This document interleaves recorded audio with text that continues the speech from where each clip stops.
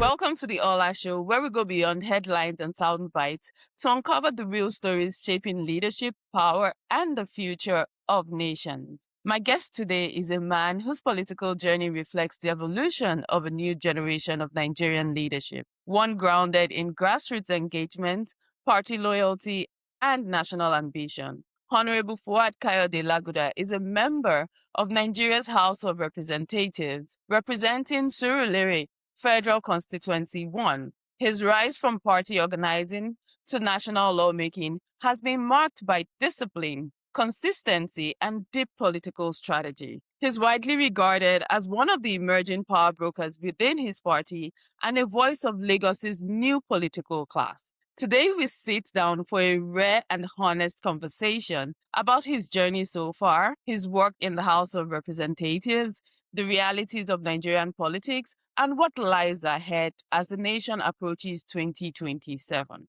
Honorable Fuad Laguda, you're welcome to the Olah Show. So tell us about your journey. What has this journey been like for you, and how did this journey even start in the first place? My reality came in 2002.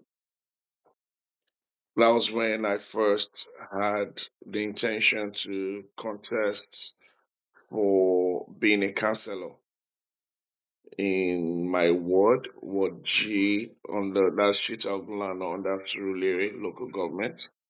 That was in 2002, but I was turned down. They told me that I was too educated because I'd graduated then. I mean, amongst the people that wanted to contest, I guess I was the only one that was a graduate. That was one of the reasons. Hold on. How is being educated an issue? How is that a negative? Isn't that supposed to be a positive? Well, they said I was speaking too much English. When I went to the meeting, I was speaking too much English.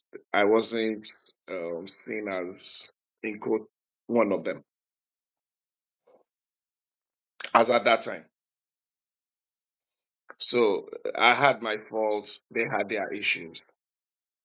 My fault was I was going to the ward meeting at the grassroots. I was speaking English,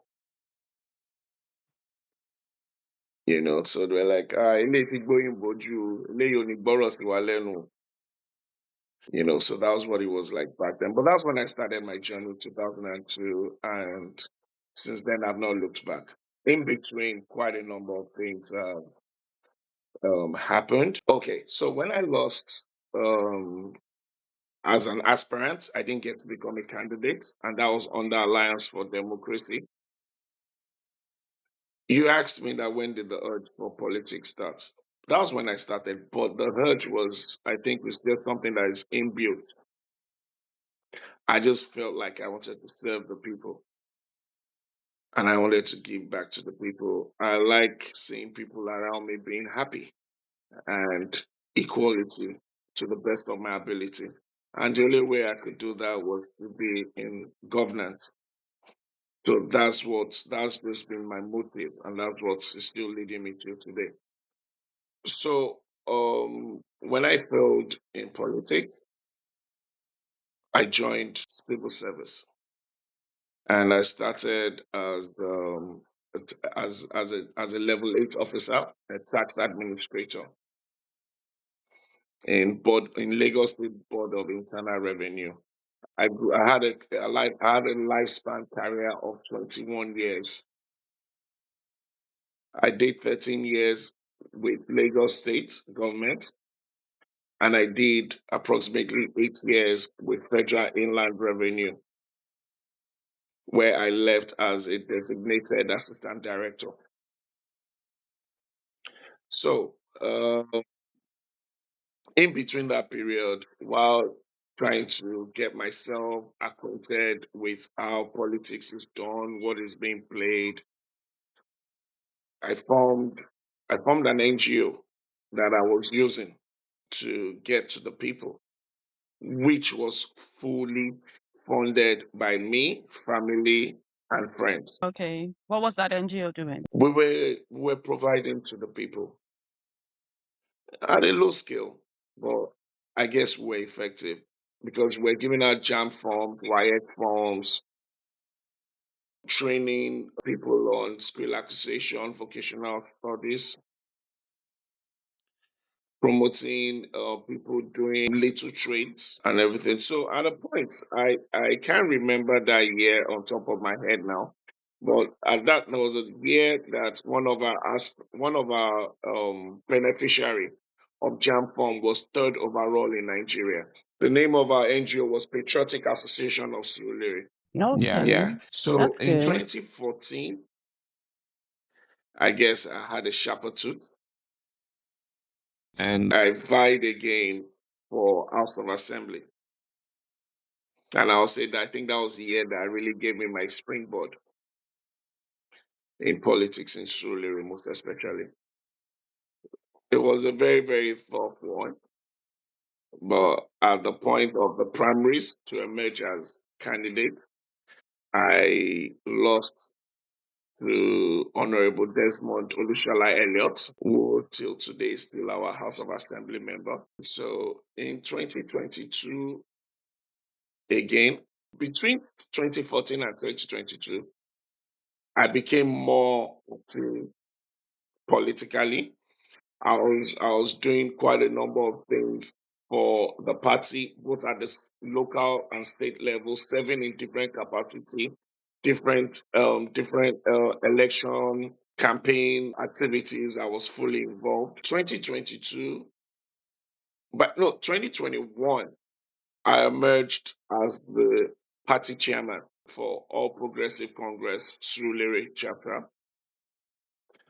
I also became the Secretary General for party chairman in Lagos Central Senatorial District, and in the Conference 57 of the party chairman in Lagos State, I was the publicity secretary. That's interesting. During my time of that period, of course, I brought in quite a number of innovation, and I was nicknamed digital chairman in Chile. You remember that? Okay. So 2022 again, I vied for House of Assembly. Again with Honorable Desmond Olushala Elliott, who wanted to go for his third term then. I don't know if I should call it post primaries or a pre primaries. So that because quite a number of people came out vying for that post that they wanted to contest. We're about 10 or 11 of us. So we had this primaries that was a knockout system. And at the end of the day, it was me and Honorable Desmond left. And the election, the counting of of the votes of who should be the candidates happened 3 times, and Honorable Desmond emerged again. And of course, I congratulated him. I went back being the party chairman. A day or two after, I was named as the Director General for all elections in Surulere, including that of Honorable Desmond and all other candidates.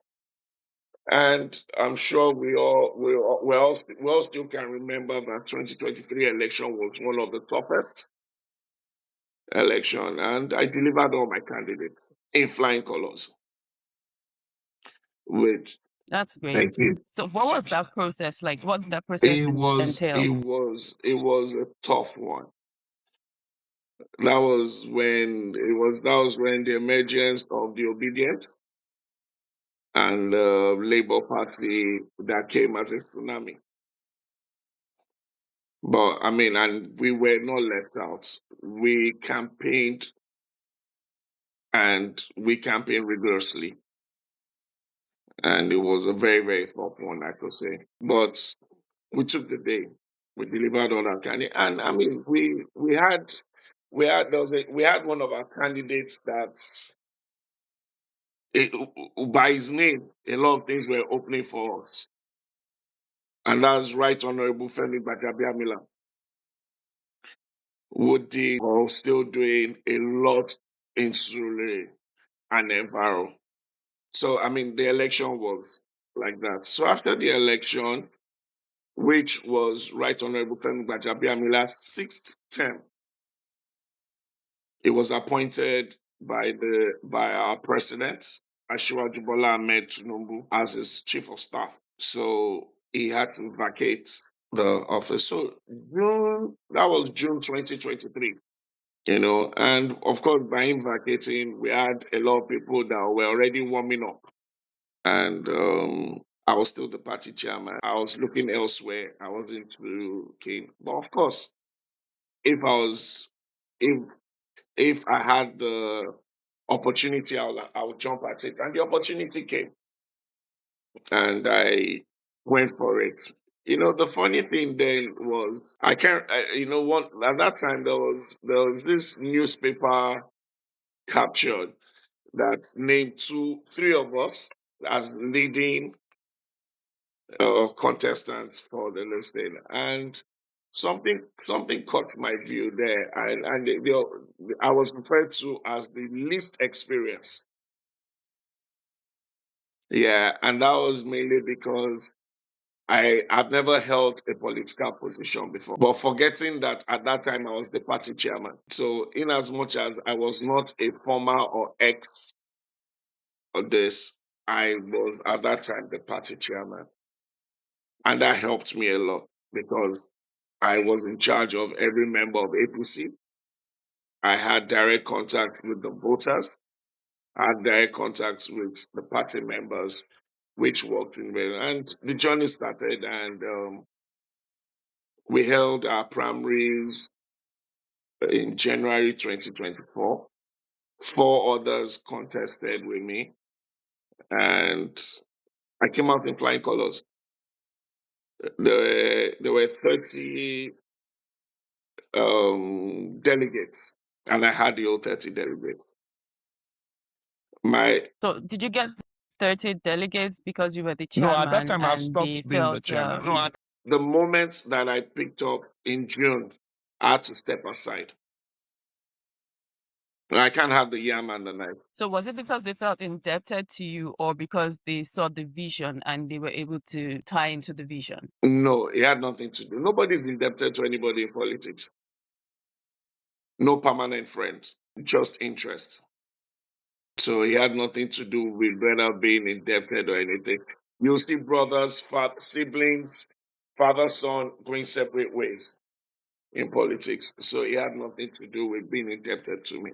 Yeah, so you mentioned So your first outing, which was the initial you were an aspirant with Honorable Desmond yes, Elliot and you lost to yes, him. yes. What did that process teach you? What did you learn from that process? Go back and realign. Okay. And the reason I'm asking this question is because a lot of young people just speculate about politics. They just talk about politics on the side. They don't have experience. They're not willing to put in the work. They're not willing to fail to, get to where they want to go to, right? Or where Okay, or to let me achieve what let they me want to let me achieve. be let me be That's why I'm let me. asking I it, mean, that so that question is people can very actually germane. learn from it. Question.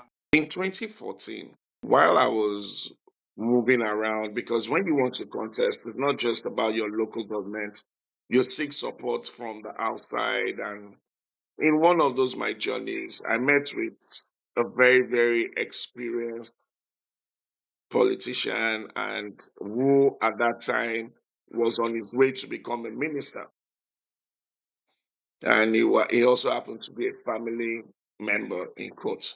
And when I went to meet him, the first question he asked me, "Who is your leader in Surulere?" Meaning, okay, whose caucus are you? Who are you following? Well, I said, I didn't have anybody. And he said to me, "No, you are not ready. It doesn't happen that way. You must align, you must build, you must serve to be served." And like you rightly said, quite a number of we young ones are not ready for that. Look at the years that I was in it without, in quotes, gain or satisfying my wants. But I had my primary work. I was still doing my job, and I was still struggling to see how I could find my way in between. Yeah. So how are you able to balance both? Because from what you've explained, it seemed like politics in itself is almost like a full-time job because you having to be the chairman, having to manage people, having to be the director, having to be the media director, and I all of was that. It sounds like a I full-time was job. working overtime. I overstretched myself. And something must suffer for it. So what suffered in your case? Sadly, family. Because I mean I was putting time in for every other thing, but I've been able to make up to that. So, but at that time it wasn't so why most of us we won't be willing to, we would want to do everything, and you'll find out that you won't do anything. something must something must give. Yeah, that's interesting. Yeah. Because, I mean, I just go back to the fact that people still want to get something, but they're not willing to pay the price. And so you had to pay the ultimate pay price. the price. It's not a lot. That's Some it. people come, So you some rose. people come and they get that lucky. But that is not the way it works for everybody. Okay. So how important is party loyalty and structure in building lasting political relevance in Nigeria? How important is that? Because you also mentioned that when you spoke with one of your mentors, that's the uncle you spoke Yeah, to and all yeah. of that, he told you you needed to align. So how important is loyalty in this process? Very, very important. Even in our daily activities, even in our normal private life or private work or in the formal sector, you must have a mentor. A mentor-mentee relationship must be there. A leader and a follower relationship must be there. Loyalty is very key. Patience is the utmost. Yeah. Okay. So what did this entire process teach you about the real expectations of Nigerians? Because Nigerians, again, we have great expectations, right? We assume our leaders should do everything, including feeding us, ensuring that we have air that we're breathing. So what did this teach you about the expectations of Nigerians? And how did it teach you to manage those expectations just beyond campaign politics, even for you as a human being, as an individual? This reminds me of um my economics 101. I'm a student of economics or a graduate of economics, and I never understood that much or how well What it meant then when they said human wants are insatiable. Now I get it. Human wants are insatiable. You cannot in any way satisfy everybody. While you're doing here, the other side, the person you're facing someone and you're backing someone else. So it's just nature. What I'll just say generally is just ensure you do right. If you have a plan or you set out targets, try and ensure you meet that target and you do what you said you'll do. That way you can have something to show or prove that I said I was going to do this and I did this. You don't leave it open ended because people's expectations would not stop. Yeah, that's true. So, what shocked you the most about becoming a rep member? I mean, Nigerians want to learn something. So, what was your aha moment or the most shocking moment when you got into the house? What did you realize? What did you think it was going to be, and what did you realize it actually is? To be honest, a parliamentarian when you're in a house is the level of what seniority means. Yeah, like we refer to it, we say you hear ranking. Even with the way we sit in the chamber, the ranking of the two timers or three timers are in front. The majority party takes a side, minority takes a side. The level of coordination and the level of respect that is there is not just this, and the way we lobby amongst ourselves to get things done. It's not like what it seems outside. 360 people with different backgrounds all in the same room to make a decision or to agree on things. And of course, you can never get, that's why, yes, all the support say hi, or so say nil, the I have it. Because we lobby one another. So I thought before getting there, I thought it was open blanket, but that's not the way it works. School. So you getting I in didn't want at to the be that GSS explicit. level. But then again, isn't that so? I have two questions about this, right? Number one, is it because as Nigerians we're cultural? Does it have No, to that is does it have no, a lot to no, do with our cultural no. background, or is that how it That should is how be? it's supposed to be. All parliamentarians are the longer you are in the house, the more experience you get, and the better it is for your constituents, for your people, and even for the institution and the establishment, the parliament. The frequent change is can be likened to brain drain because you would have to always start all over again, training, understanding, and this thing. So it takes a lot.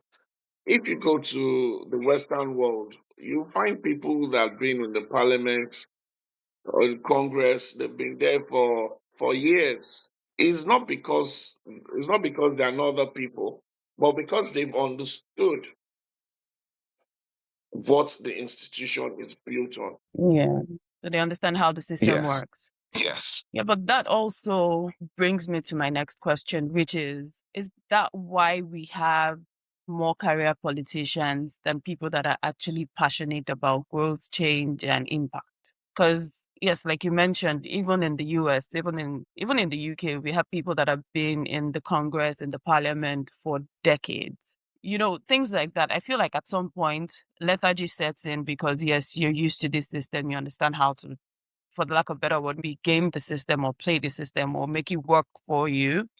And then the people, how do you constantly ensure that this service, first things first, you're supposed to be a public servant. So how do you ensure that you actually keep that as top of mind, not just, okay, keeping this career? Because it feels like to me, and I want to believe that I'm echoing the voice of other Nigerians who would say, okay, why do they have to have 2 terms? Why do they have to have 3 terms? Why do they have to be there 4 times? Right? It should be you give other people the opportunity to do the same, to do what you're doing, or let's have a system where we can easily pass on things when we're not available. Do you understand what I'm Yes. saying? So how are you able to keep your priority as a public servant to actually serve the constituents and also ensure that okay, things are actually going the way they should go, you're making the impact that you should make, and it's not just politics as a career? Your question is quite complex, and if I get you right, I'll answer this way. Personally, I think I'm still within my examination period, awaiting my results. So I might not be the best person to use as an example. So I'll refer to my predecessor, Right Honorable Femi Gbagabamila. He was there for 6 terms. His first term, if you go to Sule, oh, we didn't know him. We didn't tell him that this thing. Second term, they were like, oh, let him go, that this thing. Third term, it was war for him to return. But you see, it's because we don't measure our parliamentarians with their job schedule. Their main work is to make laws that would positively affect their constituents and the nation as a whole. But what we have today is, what have you done in your constituency in terms of constituency projects? Nobody looks at the numbers of laws that you've done and that's been impactful on the people. And that is your work. Constituency project is what is used to measure a parliamentarian. You are not an executive. You don't have budget. You having constituency projects is what I'll say is an opportunity. Okay, so the average Nigerian actually thinks that there is an allocation for constituency projects. Yes, there is. That's what people Yes, think. there is. Yes, there is. But in your constituency, with all the needs that are required, what can you possibly do? How much you think would be able to do a project? You have limited funds, but you could influence projects into your constituency other than your constituency project. Constituency. Okay. So other than the allocation you have for your constituency projects, you can actually partner with other Yes. people to ensure that things are Yes. being done. That is Yes. so that is not it's not a guarantee. Exactly. It is at your discretion. Not at your discretion. It is something I would say is opportunity that is available to you. It's not something you see and you put your eyes away and say, I don't want to do this or that. You see, you jump at it. You understanding that much of that fact that, oh, there's an opportunity here, let me go for it. All right. So let's come back to your office in the parliament. What major laws have you passed that you would say has positively impacted Surulere and Nigerians? Because yes, we need to measure you by actually what you have been elected for, right? Yes. So it will be what major laws, what major votes have been passed in your favor that directly impacts Surulere? I'm going to be 2 years in office, February 13th, which is just a couple of weeks away. Thank you very much. And in 2 years, I have about 10 bills going through different stages. The list of my bill is on second reading. I have worked on, and I didn't mention, in the House, I'm the House chairman, committee chairman on Federal Polytechnic and Higher Technical Education. Oh, that's And I great. belong to about 12 other committees. From sustainable development growth to Nigerian Navy, housing, student loan. That's in charge of NEL Fund. I'm sorry, I don't have everything on top of my head. But in terms of bills that I've done about 10 bills that I've gone through different bills that could be of interest. I moved a motion on to sanction organ harvesting. That's a good one. I moved a motion on regulation of the fintech industry in Nigeria. I moved a motion that has to do with our economy. I've said health, I've said economy. I moved a motion on environment that has to do with regulating our Nigerian recycling. That's environment. I moved a bill on the dichotomy between HND and BSc because that's what people that went to Polytechnic are being regulated. They are not being put at par with BSc.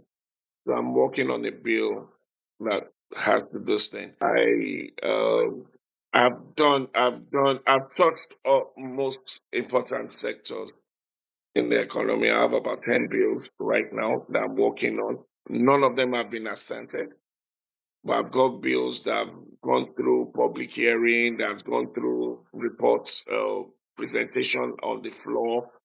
So they are all moving, and I intend to conclude these 10 bills before the end of this tenure. I've moved motions of public importance. I've moved urgent public importance. And what did I move? That has to do with CNG. I moved a motion for safety on it and the need for government to regulate that industry so as to ensure that the cylinders that are being used are the highest grade and safety measures, which wasn't in place before and which has been worked upon. Yeah. So those are my bills that I've worked on. In terms of constituency outreach, that I've done. I like welfare. Over the last for about 18 months, I was doing something I could relate to poverty alleviation in terms of supporting people with stipends. In terms of education, the JAM form and the WIEC form and lessons were going on. I did a summer lesson for Surulere students to learn languages. They learned French, German, Mandarin, Igbo, Hausa, Yoruba. I did my first outreach back to school program. We gave out almost 400 laptops to students, to people learning skill acquisition, university students, let's say SS senior secondary school students. We gave out school bags and school materials to 3,500 students, both private and public schools in Surulere. We gave out school materials to the schools as well. I'm picking these things from my head, so I'm not a bit listening. Quite a number of things, but I could make the list available to you. Okay, that's good because I'm sure the people of Surulere also are feeling your impact as their representative. So that's the important thing. I was going to ask, looking at the percentage of female representation in politics, what is your take, especially in the House? How many women do we have in the House? We have 360 representatives. What is the percentage of women there? And what's your take on the representation of women in politics and in presently in governance? the House right now. I doubt if we have up to 5%. That's less than 20. Wow. Out of 360. Yes. Wow. And what's your take on that? We What could do you do think is better. the problem? How can we fix that? I Okay. said we. Not just the men now, but the women as well. Presently, there's a bill going on in the House for special seats for women. The modalities are things that are being worked upon, that each region should have a special seat where they will present women. And what would trying to see if they could muzzle up, and also encouraging political parties to field women. However, women too must stand up. But then again, when you're saying they should stand up, for you now, looking at the price you've had to pay, right? You had, you obviously would have a very supportive partner who is like, okay, go, I'm going to hold the home front on lockdown, right? I would have this for you. I'm going to support you here. Looking at the culture we have in Nigeria, will the men actually say, how many men, not will they, how many men will say, okay, you go do your thing, pursue your career as a politician, I would hold the home front. I would be not necessarily a house husband, right? But I would take care of the family while you're away doing How did what we? you need to do. How I did it? totally How did it understand. become Understandable for the women to accept it for the men, because there was a lot of prepping, orientation about it, and everything. That's why I said we have a lot to do collectively. I'm not saying this is just a woman thing. When I go like women need to also stand up. When you go for political campaign and rallies and all that, and even the people that vote, it's women. so women should support women? Yeah, true. So there's a lot of things that needs to work hand in glove. So it's not, but I mean, presently, like I said, in the House right now, there's a bill. There's been a lot of campaigning about it, lobbying and all that that's going on about special seat for women. They need to have more women in the House. A lot is being worked upon, and I'm very sure that by the next assembly, there will be more women in the House and there will be more women in governance. Great. We're hoping we're hoping to No, get that I really am soon. assuring you. I can tell you that will be. For example, the third tier of government, which is the local government. I'll speak for Lagos State. When the election was going to be done, the party mandated that women must be represented. So there's no local government that you will go to in Lagos State that you won't find a woman as a councillor. There is no local government you will go to. You would also find youth. So they gave different criteria and told the party leaders and elders in each local government to ensure that those criteria were filled up. So at the in Lagos State, at the local government level, that's been captured. So I'm sure at the state and federal, all these things are going to reflect. That's good. So what would you say is one of the hardest reforms to push through Nigeria's political system, and why? From your experience, it's been 2 years now. What is the hardest reform to push? Nigeria is complicated. I'll give you a very, very short story. My first experience of bill that I experienced when the day I got sworn in, of course, I had to sit down.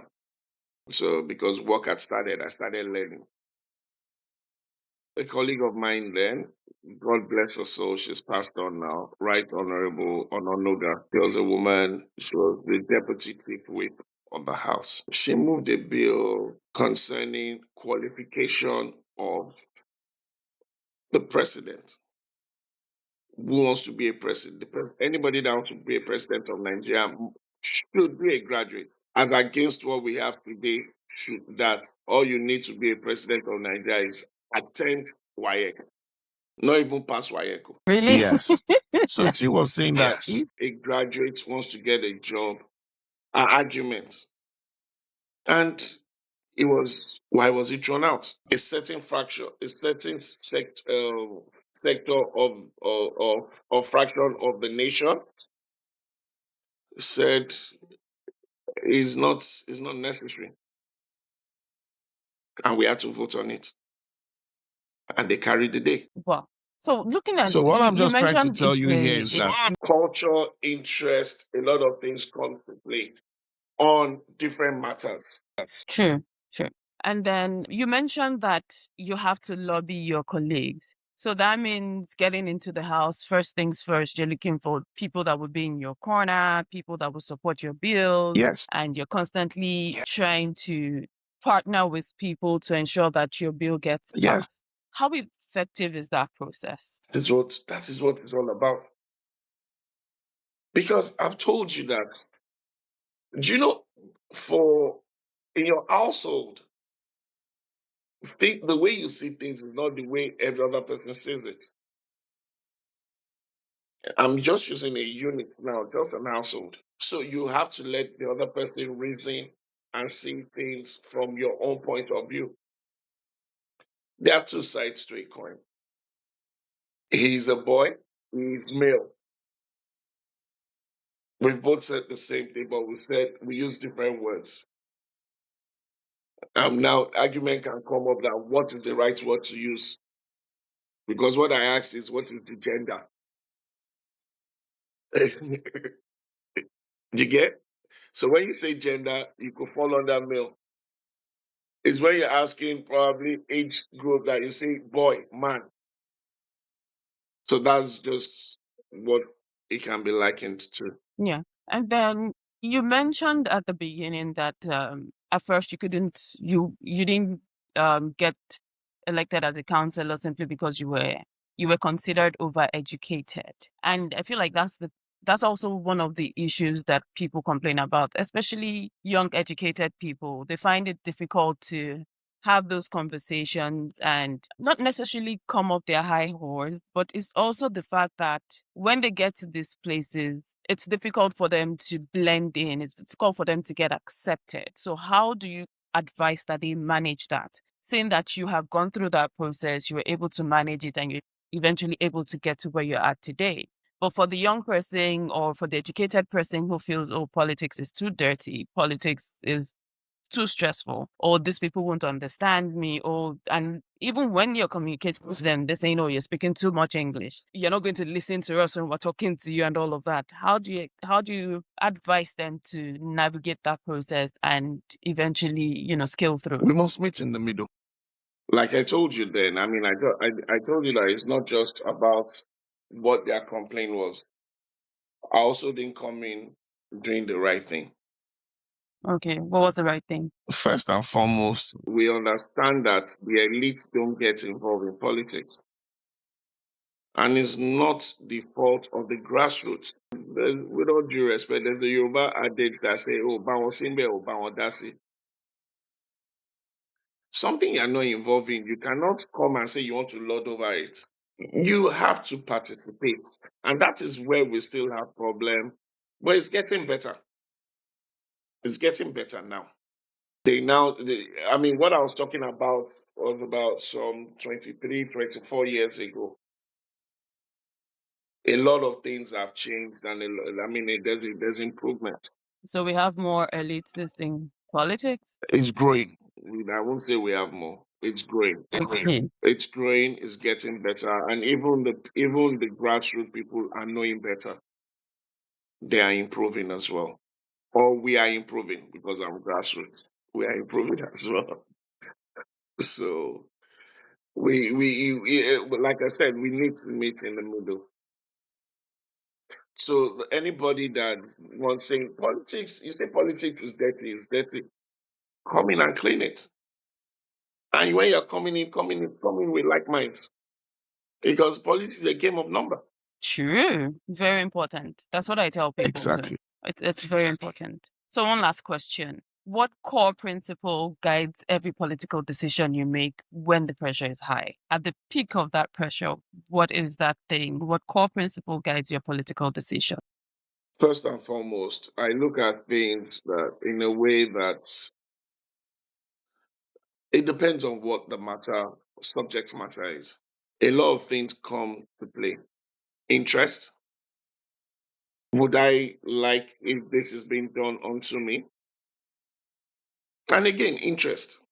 Because, decisions, you make some decisions sometimes, not because as an individual, that is what you want, but that is what a whole lot want. And you have to stay within. So for me, making decisions, a lot of things come to play. There's nothing that is of the same. So it depends on the circumstances, on the subject matter. But something that is very paramount is interest. So interest being your interest or the interest of the people? All play. Interest of the people, interest of my party, interest of myself, interest of my caucus, a lot of things just work within that. Okay. So I know I said that was the last question, but I can't let you leave without answering this one, which is, as 2027 approaches, what must change in Nigeria's political culture if the country is truly to progress? What would change? If the country must move forward, if our country must move forward, if we must grow, what must change in our political culture? Looking at 2027, I mean, it's in a few months' time. A lot of us have been tested. So we should try and do away with sentiments. And be realistic with what is on ground. The saying that no pain, no gain. We should know that things are progressing right now, and we know why it's progressing. I hope Why is it progressing? You answered it politically. Politically, well, I think I still remain a politician. Well, we can't take that out of you. All right. So who are you when the cameras are off? When the title is not there, who are you? At the core of your being, who are you? I'm Fuad. What keeps you grounded as a human being? Baba. As my children refer to me. I'm Babes, as my wife calls me. To my friends, I have different nicknames. I'm a social person, family oriented, and I like mixing with people. I like meeting people. So what keeps you grounded? My net. Would you say family? Would you say values? My principles? Yeah, my network. Okay. And also, I strongly believe in family values. That's good. Yeah. That's good. Yeah. Thank you so much for your time. It's been interesting chatting with you. And I'm sure we've been able to talk about some of the things that Nigerians wanted to talk about. Right? And so, guys, if you have any more questions for Honorable Fuad Laguda, just drop it in the comments, send me a DM, and would ensure that he answers those questions. I It's would been the endeavor Olah to. Show, and And thank you very much for having me on your program, Ola.